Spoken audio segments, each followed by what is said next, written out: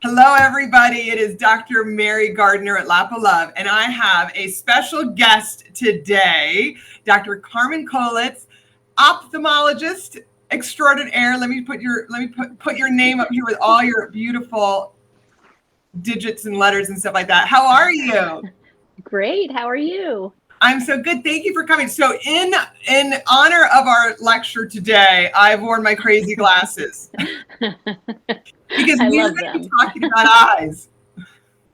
But There's nothing else, just eyes. Just eyes, That's all there right? is. So I love this. I'm going to put them on my dog for right now. So thank you so much for jumping on. And I've got, sorry that we are a little behind, but everything looks good. I've gotten a message that we're all clear. I got a new laptop, so I was struggling a little bit, but thank you for joining. So I wanted to talk today about vision in our older dogs and cats and what we might see commonly. So you are an ophthalmologist, and I know a lot of people don't realize that there's boarded specialty in veterinary medicine. And so can you explain all your little numbers, digits after your name there? Yeah. So it's a process. So we're going to assume that everybody understands we're both veterinarians. So we both went to 4 years of undergrad and then 4 years of veterinary school. And sometimes people do things in between before they get in. So we've accomplished the DVM part. Then specialty medicine has been around probably maybe 40, 50 years, believe it or not, just not in the way it is now. It had to evolve from like a handful of people till they created their different colleges. So if you name the specialty you have for people, we pretty much have it for animals too. Yeah. So I happen to be an ophthalmologist. My husband's a surgeon, mostly orthopedics. There's internal medicine, behavior, neurology, dermatology, you name it. So wait a minute, your husband's a veterinary surgeon? Yes. I didn't know this. You didn't? Don't you know Dr. Latimer? I do. I didn't know, though. I love it. Okay. Yes, exactly. So in order to get a residency, that's where the hard part is. Yeah. So there are so many young people who want to become specialists. It's very difficult. So you have to do sometimes some things that are extra, like I did. I went and got a PhD to position myself to become what I wanted to be. But not everyone has to do that, Okay. So there's other ways now. But so I did a PhD in molecular biology, basically cancer biology and embryology, development of the eye, in order to attain my goal, which was to get this residency, coveted residency. And back then there was like 3. Now there's like 20. Yeah. So thank goodness I got the one I wanted. It's a 3-year program where you're only focused on that specialty, and you're trained by specialists who are excellent in what they do. Because ophthalmology is cool because it's both medicine and surgery. So we can actually fix things sometimes rather than just manage them for life. But sometimes it's both. So after that, then I became a faculty member for a long time, first at Louisiana State University and then the Ohio State University. The Ohio State. Yeah. So I'm, of course, a Gator. Yeah, go Gators. That's my undergrad. Oh, okay, good. All right, cool. So, and listen, if anybody's out there, they can always shout out where they're from. So I have a little comment box so I can see this. So needless to say, you are an expert on eyeballs. Yes, I would probably finally, after 30 years of doing this, say I am an expert on eyeballs. I love it. It took a long time to believe. Listen, as a general practitioner, I used to always refer to the 3 O's: onco, ortho, and ophtho. So you and your husband carried like both of those for me. I love it. Okay, so, we met. So for those of you that don't know this, we are actually a few miles from each other right now. So you practice really down the street and from me. And I brought to you my dog recently, like maybe it was a year ago. And so I think it's really important for everybody to know this fact, which is super cool, that you can tell the age of a dog, or a cat too, maybe. You'll have to tell me this. Yes, cats too. Okay. By the lens. So a structure in the eye more accurately than dental like looking at the dentition, right? So all day long. Yes. all day long. Okay. So I adopted this dog, Norin, 3 years ago, and they told me he was like 4 at the, like, or 3 at the time. Right. So, so last year I brought him to you because I thought he might have had a little vision issues. You said no, but you were able to age him for me. And you, what did I tell you compared to what they told you? 6 to 7. So he was a little older, but for those of you that know me, I like older dogs and cats. So the older, the better. So it actually gave him a plus in my mind. But a few years less than maybe I will get to spend time with him. So that's okay, but that's super interesting. And I know that apparently us regular veterinarians can figure this out too. I don't know. So, so a veterinarian could look at the lens and age a pet more accurately, which is super cool.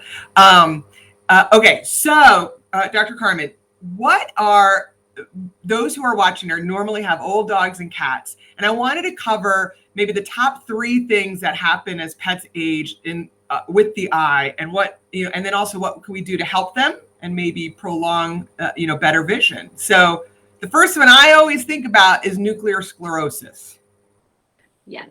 So as you've already mentioned, the lens. So the lens is a M&M shaped structure that sits inside your eye behind your pretty iris, whether you're blue-eyed or brown-eyed or hazel-eyed. So it stands upright inside your eye, and its job is to focus incoming light to the back of the eye called the retina. In people, it's the macula. We've heard of that structure. In animals, they don't have one. It's called an area centralis. And then it goes to the brain where magical things happen, and then you see. That's how I really see the whole phototransduction vision thing, because it's really complicated. But I like magic. It happens, yes. Right? So if you're lucky enough to have good vision, great. If you're not, you have to wear glasses or whatever, great. We have the technology. So that lens over time, as you said, so when you're a little bitty fetus or embryo, it's basically the peanut of the M&M and a candy coating. Yes. Okay. And when you're born, that's where you start. That's like age 0. And as you age, you lay down the clear chocolate fibers around that peanut M&M, around the peanut. And so your lens grows throughout your life, but it has to stay condensed in a certain size, right? Because otherwise your lens would be the size of your head. Because it does grow throughout your whole entire life. So at some point it reaches that mature size, which is about 2 to 2 years old in animals and about 20 in people. Then those fibers still keep being made, maybe not as quickly as through that first 2 or 20 years of life. So they get condensed, and they start condensing that peanut. So now it's going to start refracting light. And that's about age 6 or so in a dog and cat, and about 50 or 60 in people. And that's lenticular sclerosis or nuclear sclerosis. I like nuclear sclerosis because it really does talk about the nucleus of the lens, and that's the peanut. Okay, so it's better that I say that. Am I using better? Okay. I like nuclear. Everyone who's taught is taught differently. They're both the same thing. Okay. Good. I like this. So, right. So it gets, because, you know, the lens is sitting in a ball of goo, right? And it can't like get bigger and bigger. So it just gets harder. And yeah. So does that lead to complete blindness though? Like, does it affect their vision, blindness? No, it doesn't cause complete blindness, or it should not, because it will refract light. And in people, the reason we get cataract surgery at 60 or 70 is because we get glare at night, because the lights are going through that nucleus and it's really annoying. Yes. So people have cataract surgery for lenticular sclerosis because it's annoying. But animals who can't tell us that it's annoying because they're not driving out on the street or doing things that probably require some, require thumbs. Yes. Their lenses get more dense, but if you can see through them, or if I can see through that during my exam to the retina, then it's not impeding their sight. Right? They're just not seeing things up close. Like us, after 40, right? Everything, you get that long arm disease and we're wearing glasses, but I get that a lot. My pet can't see the cookie in front of his face. I'm like, because he's over 40. Like, he's got presbyopia. So hold it further out and then he'll come to you. Okay. They So age like us. that's pretty interesting. So maybe hold it further away. Up close, they can't see. No, it's really blurry like us, right? Like I do that and I'm like, whoa, that's really annoying to look at something super close. Totally learned something new. This is why I like to invite smarter people than myself onto here. So I'm obsessed. This is so cool. So if you do have a dog with lenticular sclerosis, and now I said lenticular, I wanted to say nuclear. And if they might have trouble, maybe it's because you're too close. Hold the treat further away. That's one possibility. One possibility. So, yes. So we don't really do anything for that, right? Like medically. No. Now, at some point, if your pet is unlucky enough to have some oxidative stressors in their life, like other systemic diseases or reasons to age faster, and the eye is the one place you can see that happen, right? You can't really look in and see how your kidneys are doing other than ultrasound, but the eye you can see. So that lens is gonna a lot of times show the wear and tear of your body through it. So it may get denser sclerosis faster than it would have if that body had been lucky enough to be really balanced throughout its life. And so you lose your antioxidants in your lens, people do, at the age of 40. That's been shown. So they're gone. So replenishment's important. So I, in my mind, think, well, 5 is about 40 in a dog. So I think we should start replenishing them earlier, so that they never get depleted of their antioxidants and their lenses stay clearer or healthier over time. I mean, they're going to get sclerosis because aging is a thing, but what you don't want to do is have that so it gets so dense that it does impair their sight. Okay, so the antioxidants will help that. Yes. Okay. Yeah. Okay. So I want everybody to mentally, don't forget that because I want to talk about that. Very important. Okay. So now, what's the other big disease that dogs and cats? Yes. So this is one where the general veterinarians see the sclerosis and chalk it all up to that, but they're not doing a good retinal exam because they don't have the toys I do, right? No, so you got some cool toys. Yes, and we use them to their full ability, and so this is where a specialist is a good person to go see just for a wellness exam every so often, just like you or I go to the eye doctor. Yep. So the retina naturally will start aging around 9 or 10. And that means that night vision starts going down in most pets with time. And that's assuming they don't have an inherited disease called retinal degeneration. The all-encompassing term is progressive retinal atrophy. And a lot of dogs will have it. They don't have to go completely blind, but they'll have some semblance of it early on. And until it's really advanced, the owner doesn't notice. And by then, all we can do is keep what we got, which is minimal. And then the vets chalk it up to the lens. Yes. But it's really the retina that's doing the bulk of the degenerating. And there's certain breeds that are more predisposed to this. Absolutely. There's about 100 breeds, but there's one breed I see it all the time, and it's a Shih Tzus, because we see so many Shih Tzus. And last time I checked, we are Shih Tzu country. Shih Tzu country. Oh my gosh, they're everywhere. And so they have so many eye problems. They're one of 2 breeds that have the most eye problems of all. Okay. And this is when I see them young, their retinas are already going downhill. Wait a minute. So this is trivia. Shih Tzu and Boston Terrier. Boston Terrier, which is another big. They have so many issues. Which is another. We could play the breed game, can't we? So we know what would see you and what would see your husband. Oh yeah, no doubt about it. Those 2 are in our in and out all day. In and out. I love this. Okay, so we've got the nuclear sclerosis, the retinal degeneration. What's another big one? Another big one is dry eye disease here in Florida. We do see that just as just living in Florida, and that can be any age, but as they get older, it happens. And then indolent ulcers is a type of corneal ulcer entity that's spontaneous and is associated with dogs at average age of 9. And of course, boxers. Boxers can do it kind of younger, the boxer ulcer, but it's the same entity. And we see this. I literally go up to the pet, I can tell, and I go, this dog is 9. And the owner goes, how do you know? Well, because it has this type of ulcer. And it's clockwork. My own dog did it when he turned 9. And I'm like, and it's spontaneous. It's like, boom, you didn't have to do anything. And it's painful, and it needs to So get seen. painful. Super painful. Yeah. Yes. Yeah. So what about cataracts? So cataracts causes, so the main causes of cataracts, the ones we see that need surgery are inherited cataracts and diabetic cataracts. Yes. And that's, yeah, as soon as a dog gets diabetes, I feel that they should come to the eye doctor right away, because we have to start managing the things they're going to get. Because every diabetic dog will get a cataract. Every diabetic dog will get it. Everyone, 75% within a year, and then the rest soon after. Wow. Okay. So is that true for cats too? No, cats don't have the enzyme that dogs do, so they don't get diabetic cataracts. Okay. This is like, I'm so learning. I'm going back to school.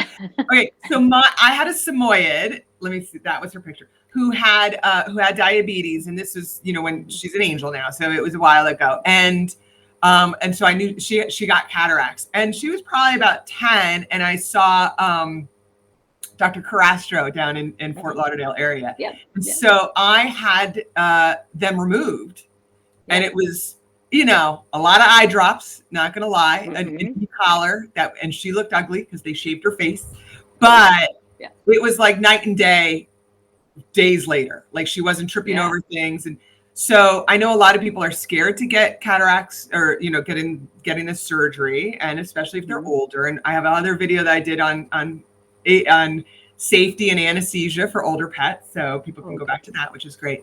But let's say someone cannot get them removed, financial reason, whatever it may be. Maybe the pet is bad. Should they still do something? And that's where I worry about. I think it's pain. It's not without some problems, right? That's absolutely right. Yes.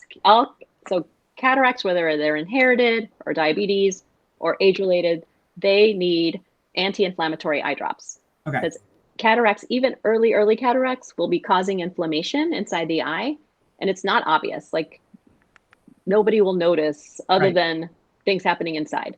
And over time, that predisposes to painful things. This is what I tell owners. This is where you don't want to end up. Painful things include glaucoma, horribly painful, dreadful disease, migraine headache. Second, the lens itself is held in place by these little tiny structures around it, 360.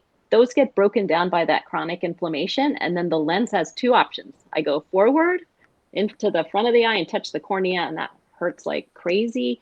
Or it goes back, which doesn't hurt, but nonetheless, the whole falling out of position isn't great. And then that chronic inflammation too can over time become uncomfortable. People say they get a brow ache or they don't feel so good. Doggies they're troopers, they're predators. They're not going to be like, oh, I have a headache, so unless you're a Shih Tzu, but they might do that. But everybody else is tough. Right. Maybe the Shih Tzus. I'm only kidding. Lisa's got a Shih Tzu. I had to throw it out there. So now they're super cute, but they can be dramatic. Please don't hate me, Lisa. Okay. So, so it does increase the pressure in the eye too? Over time it can, because it causes a membrane over the normal outflow tract inside the eye. So it clogs the drain. Regardless, you've got a dog with cataracts, they should be on anti-inflammatory drops.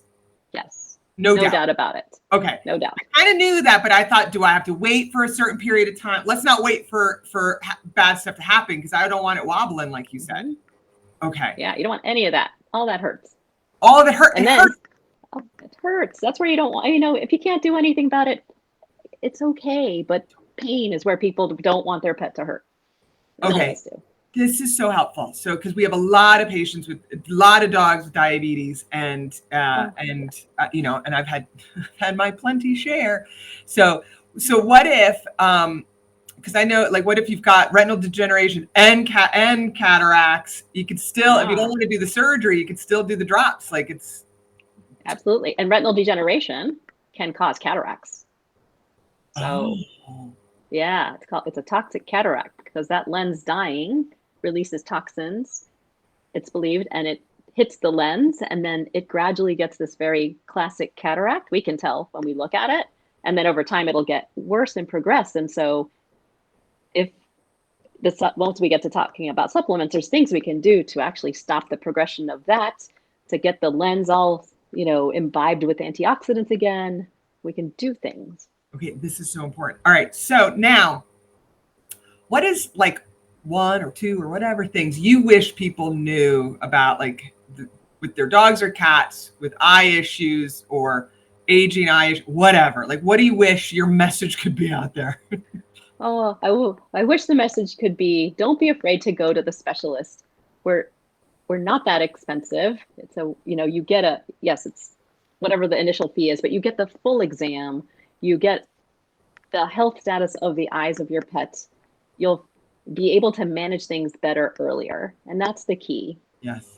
Because so many times I hear, well, they started going blind a year ago, or, my doctor did say to go, but, I didn't know if they were serious. And I'm like, they don't just tell you this because it's a suggestion. Like, maybe you should go and at least get a baseline. Like we would go, right? That's And what I did granted, in I'm not the Oregon. best for myself. Hmm?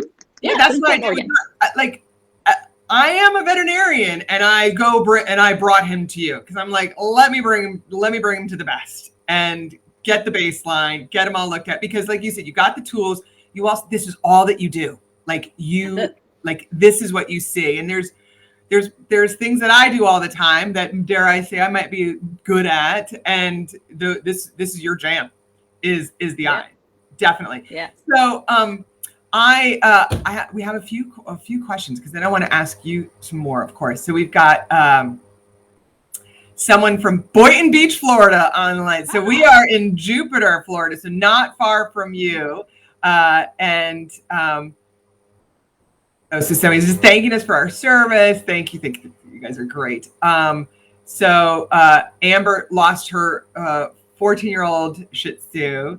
She wanted to thank Dr. Daniela in Phoenix. And he only started to have eye issues in the last year of his life, and she was diligent about cleaning his eyes. And that's the Shih Tzus.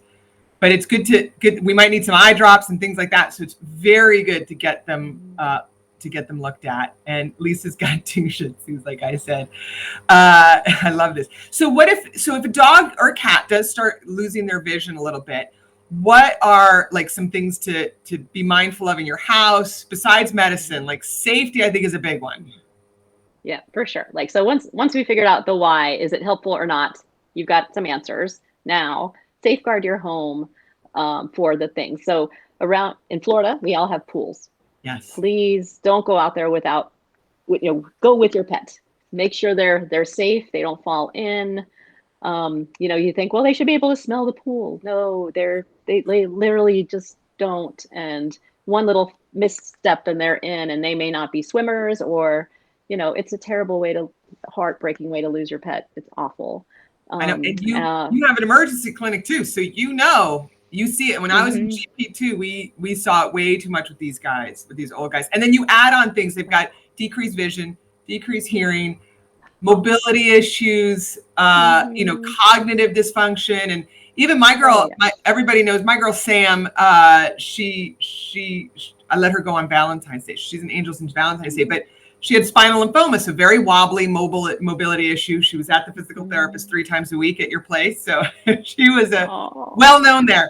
But she kind of tripped, her little toe caught and poof, right into the pool. So you always have to be with them. Even if you think you're the best mother, stuff happens. And I'm either anyway, even though mine are okay. Right. I don't let them go without me. No, exactly.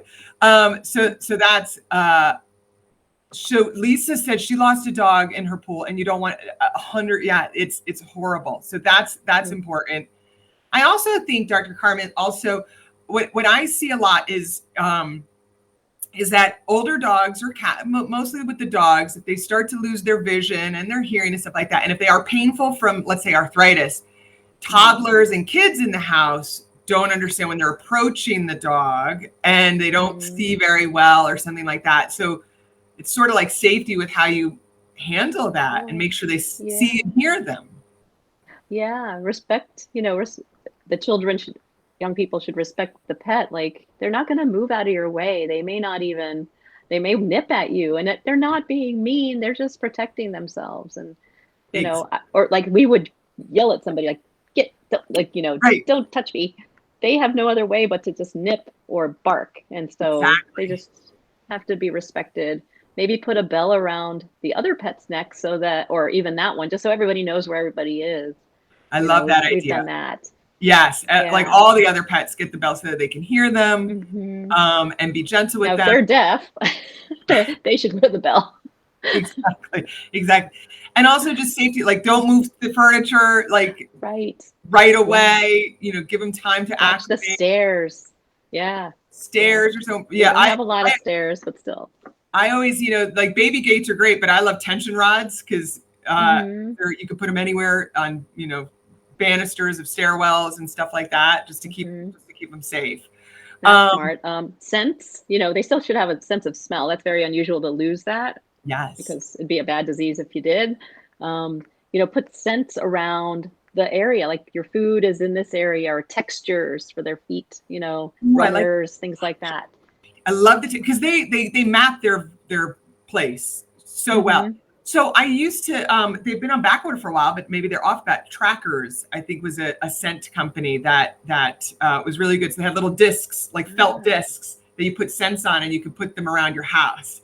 So That's cool. a lot of stuff's been on backorder, as we all know. True. So I want to go back to this topic of antioxidants because I need Yay. to talk about something very important.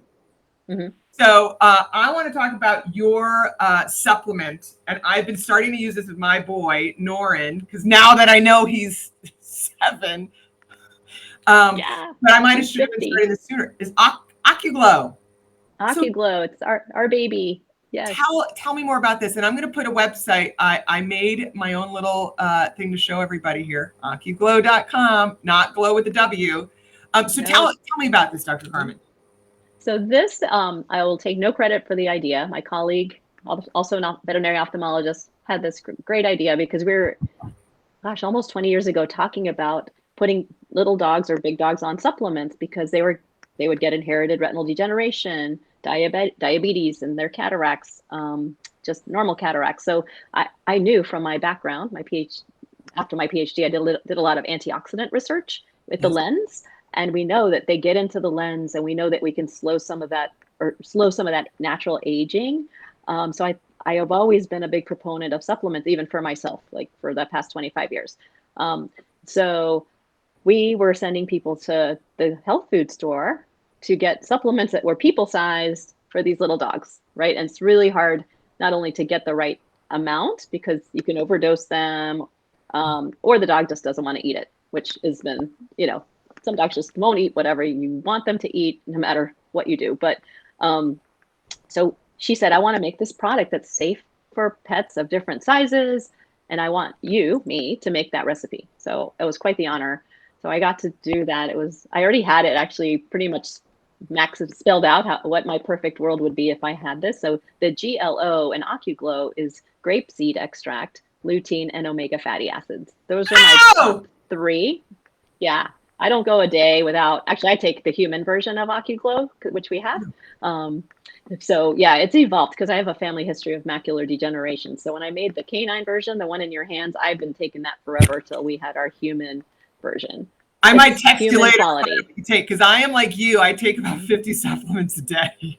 Yeah, it diminished the amount because now I added other things because I love to try different ones. Yes. But when we created OcuGlow, I wanted to definitely target the diabetic animals and the inherited retinal degeneration animals. And now we know it also helps glaucoma animals because it helps protect their optic nerves and retina. So all those different antioxidants are working in different pathways. There's different pathways that antioxidants take to help relieve the oxidative stress in our bodies. And because if you just did it in one way, they're going to find another way to get stressed. So you have to get them in different ways. And that's where the multicolored fruits and vegetable concept, if you're eating the right way, which most of us don't, that's why we have supplements so we can cheat in essence and then still make up for it.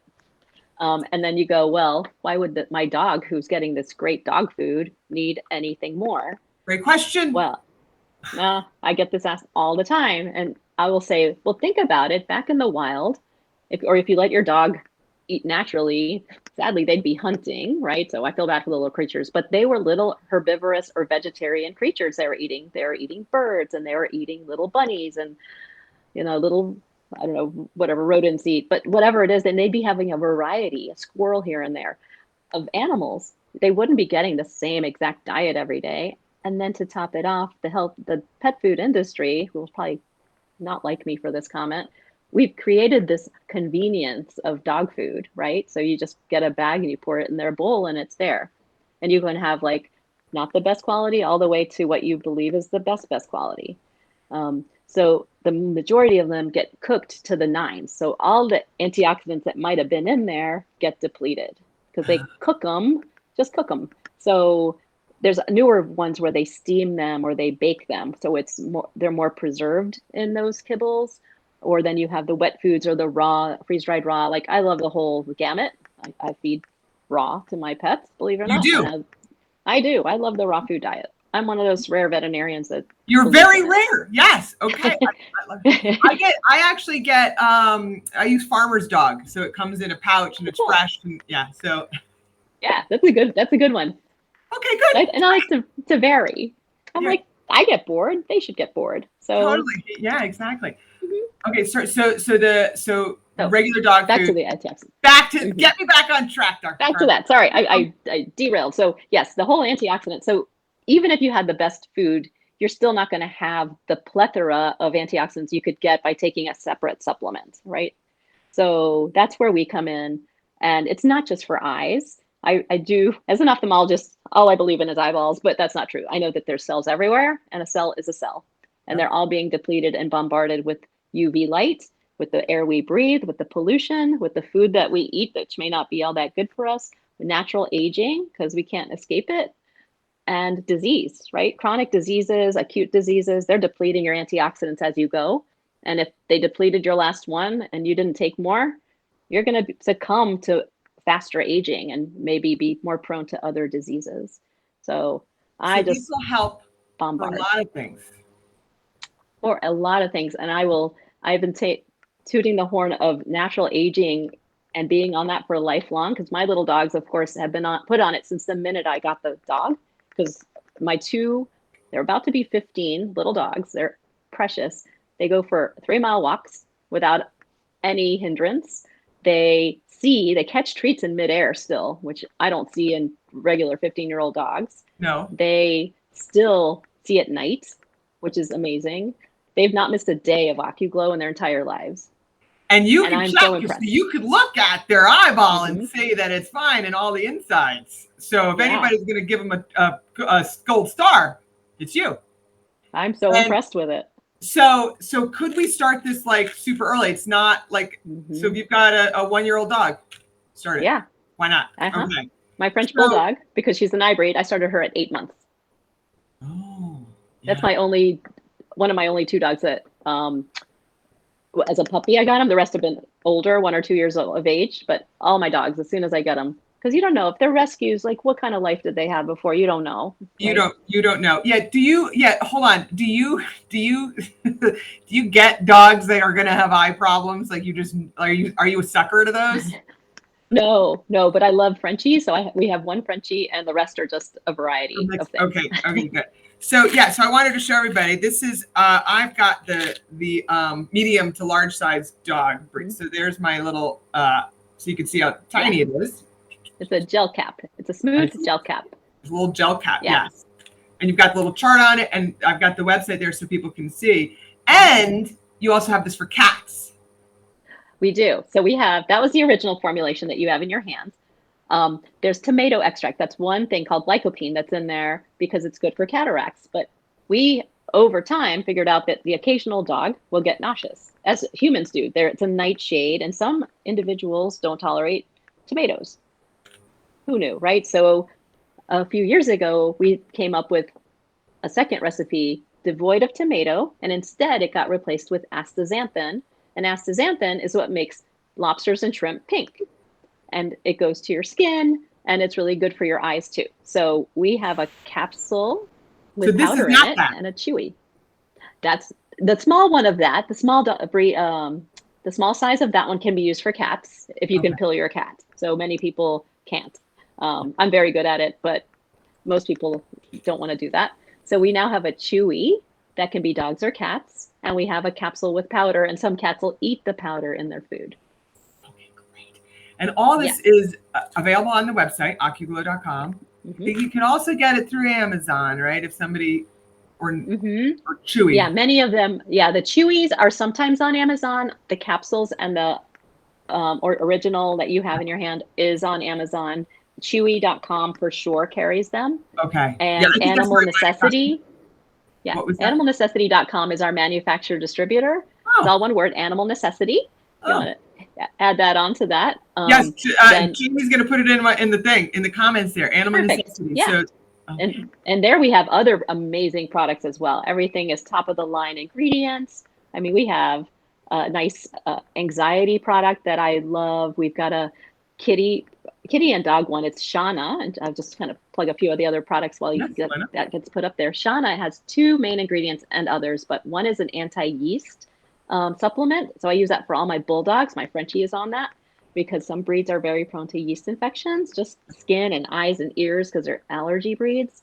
And it's also got Abreva, which just goes by Docosanol, but most people will know it by Abreva, the cold sore stuff for kitties with herpes. And pretty much most cats carry herpes and they can have drainy eyes. So that's an amazing product for cats and yeasty dogs. Immuno's an immune product. I mean, I use every single one of our products in a variety of different ways in my pets and myself. I love this. And Joint Guard, our joint products like the Balm. It's great for pain too.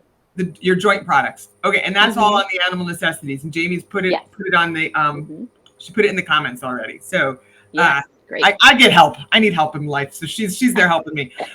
Thanks, so Lisa's got a question. I got 2 questions that I see. How do you know if they're having eye issues? That's a great question.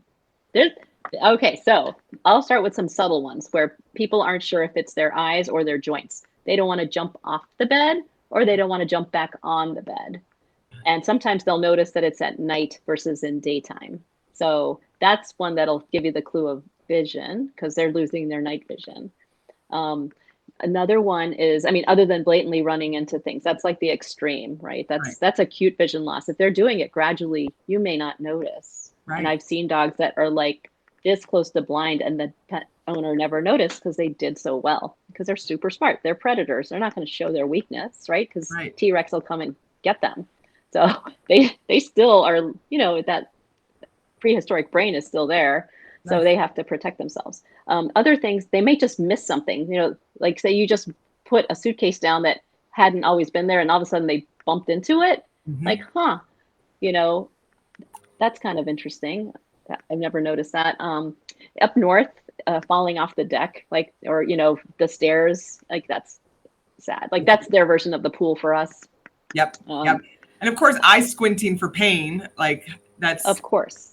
Yeah. And sometimes it's even more subtle. It's just drainage. And they didn't realize that just draining is pain. It's new. And I want to make one comment earlier where cleaning the Shih Tzu's eyes, no pet should really have excessive discharge. You shouldn't have to clean your pet's eyes every single day for the most part. I mean, there's some dogs that just do because they have hairs in the corner, but you at least want to rule out dry eye disease or extra eyelashes or something that can be fixed. So yeah, people don't realize, they shouldn't have copious boogers every day. Okay.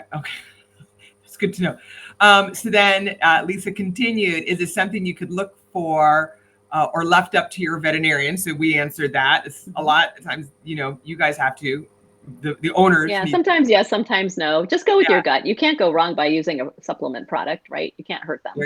There you go. So Lisa said, mine just recently had a corneal abrasion, but she didn't say anything about it. And listen, I always say dogs and cats don't know the benefit of complaining, right? No, squeaky wheel, man. You get more help that way. Oh, I love it. Okay. So Fran says, thanks for doing this. My labs have punctuate cataracts, suspect not inherited. They were diagnosed on a routine OFA eye exam. Great. Would the antioxidants be beneficial with this type of cataract? Oh, from Davie, Florida. Oh, great. So excellent question. So punctate cataracts, they're teeny tiny dip dots. So we can see that with our special microscope.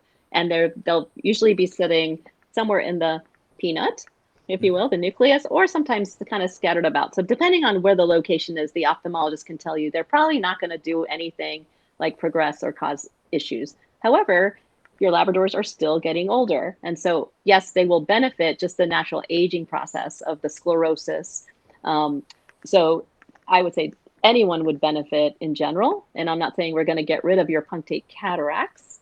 However, what we have seen, if a young dog gets a cataract that's a smattering, think of it like all the rings of the tree, right, of the chocolate, of the peanut M&M continue to grow, they'll eventually squish it and make it smaller, assuming that it didn't keep getting worse. So cataracts can get smaller in some cases. And I actually occasionally have seen a dog where I'm like, whoa, these eyes look great. There's no opacities. And the owner reminds me that I diagnosed teeny tiny cataracts the year before, and they had been on OcuGlow. So to me, that like blew me away. It's not every dog. I'm not going to promise that we cure cataracts by any stretch, but if they're early and you fix the problem, and diabetic cataracts, we did show that they slow, if not stop, the progression of diabetic cataracts. So if you put your diabetic on this right away, this pet should not go to fulminant quick onset of cataracts unless their sugar's like really crazy out of control. But if you can get them on this, at least there was a study and it's published that it slowed, if not stopped, the progression of the cataracts in a diabetic. So that's where I wish the diabetic patients would come to me early, because I would love to not have to do surgery. That would be great. And I've seen dogs for years go without any cataract progression at all. Okay, this is good. And in defense of us little GPs, that we don't know everything that's out there. We don't look at all these studies. We learn. We go to continuing education and we see, but it's always good. And we forget, like, I've got some that like carry it and they're like, oh, I always forget to mention that. Totally. Like, because they don't see it in action. We see it in action. So that's right. You see it every single day. All right. So Cindy says, my sweet girl went blind overnight at 10 years old. She was diagnosed with SARS. She never adjusted well, and her health really deteriorated over the next year. One of our fabulous vets came to the house. One of our vets came to the house and to let her go. So sorry, she was just talking about that. And SARS is a tough disease. Yeah, it is. I was like, Black Cat. So we wrote Black Cat. Black Friday deals are still happening now. Oh, that's good. We might have a sale, by the way. I love this. Okay, so listen, I'm going to show everyone one more time the OcuGlow, and then my book, which is coming out in January. It's Never Long Enough. I have a whole vision section on managing pets with vision issues. And I mentioned OcuGlow in here as well. And I might need to have to make a little addition edits to that, because you gave me some great stuff out, Cool. I have one idea that I didn't mention is if your pet has poor vision at night or in the darkness, put little night lights up, because remember, your pet's down by your ankles or your knees, right? Not up here. So sometimes we have even lamps up here, but it's really dark down there and they just can't see. Okay, so I talk about night lights, but I never even thought about that. Like having it's not just timer lights up above, but have them down, because that's where they are, right? Like on the ground down there. Same with hearing loss or starting to lose their hearing. Actually, so if they can hear but they're blind and you're talking above them, people say, they look in my direction, but they seem lost. I'm like, yeah, because you're talking way up here and your voice is going over them. So try to click or do something lower, or tap your foot to have them follow you. Now, can I try to stump you with some trivia here? Because this is my only smart word that I've got that not many general practitioners know. Do you know the word for old age hearing loss? Oh, no, I think you got me on that, because my two dogs are deafer than hammers, and that's pretty much my term for it. So what is the old age, like vision, or not old age, but vision loss? You said it earlier, presbyopia. That's just, we're losing our up close vision because our lenses are too hard to move anymore.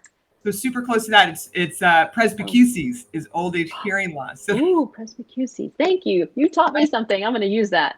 Presbycusis. Listen, I had to have Google tell me how to pronounce that, so I'm not that smart. I love it. I can't spell it. I'm a good speller. I don't know if I could spell that one, but I'll look it up. I'm worse at it. Listen, I have taken up so much of your time, and I so appreciate everybody here is so thankful to have you and talking about the eyes. I think we focus so much on mobility and arthritis and joints, and we forget about these guys. The eyeballs are really important. They are so important, and we should preserve them and take good care of them, every single one. And I, my boy's been on this now for 6 months at least, and so and he'll come back, and I love to just get a nice little eye exam as often as possible, just like we should. Absolutely, twice a year is what I recommend for anybody. That's okay. That's interesting. Excellent. They age faster, sadly, as we know. So 6 months to them is like a year to us. Or yeah, more. You're right. I know. Yeah, you're right. So, all right. So twice a year. And if there are those of you who are in South Florida, we're up here in Jupiter. So, and now we know a really good orthopedic surgeon up here too, which. Yeah, we actually have 3 on our staff who are spectacular. So we're so blessed to have 3 great surgeons. Okay. Good to know. As well as all sorts of other stuff. And a great physical therapy department, I must say, because they're amazing. Yes. They are amazing. Took care of my girl. So 3 times a week she was there. I was sitting in your parking lot. Aww. So I was. They got 5 pounds off my fat cat and with underwater treadmill. No way. Mm-hmm. Oh my goodness. Loved it. See, okay, I love this. I'm gonna have to try Dr. Yang to come on here too one day and talk. Oh, she'd be great. Yes. Awesome. I love it. All right. Well, thank you so very much for being here. I so appreciate it. I know you're a busy bee, so I'll let you get back to work. And thank you. Anytime. I have enjoyed it very much. Good. All right. Take care. Bye, everybody. Bye.